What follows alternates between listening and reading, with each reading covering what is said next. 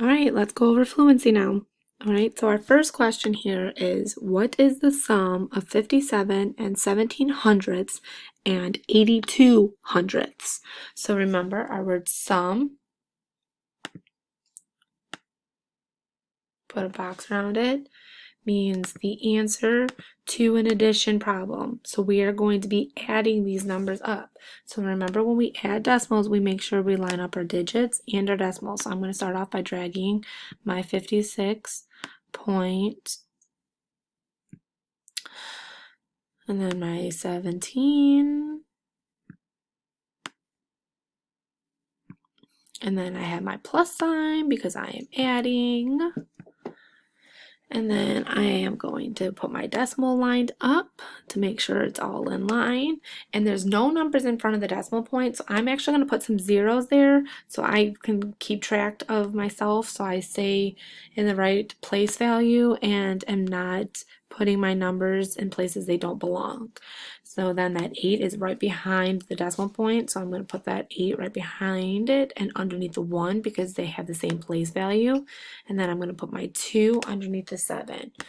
So now I'm going to draw my line over here. It will be there for you guys to use, so you don't have to worry about that.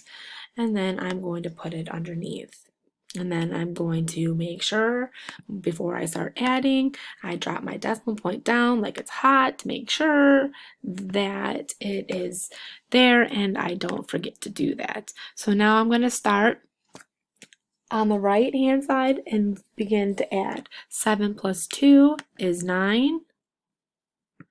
8 plus 1 is 9. 6 plus 0 is 6. And then 5 plus 0 is 5. So my answer is 56 and 99 hundredths. My next question, it says find the difference between 12 and 88 hundredths and 6 and 5 hundredths.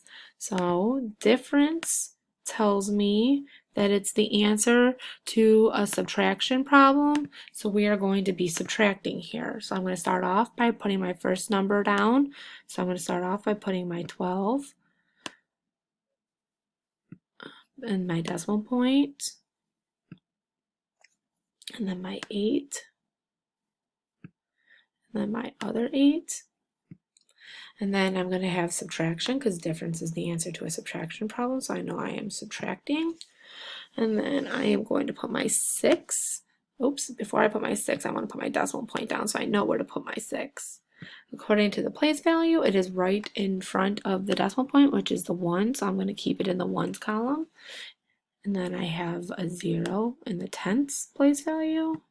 And then I have a 5 in the hundredths place value. So now I can draw my line. Again, it will be there for you, so you don't have to worry about doing this.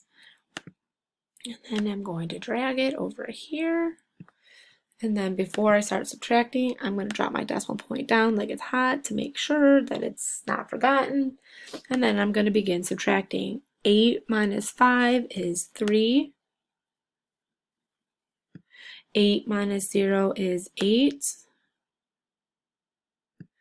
2 minus 6 we cannot do, so we have to go next door to that 1. That 1 becomes a 0.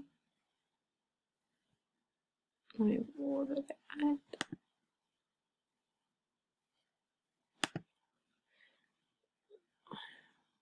So it became a 0, and the 2 now becomes a 12. So now we have 12 minus 6, which is 6. And then we have a 0 that could be brought down, or we can leave it as 6 and 83 hundredths. Okay, so if you have any questions, please contact me. I would love to help you.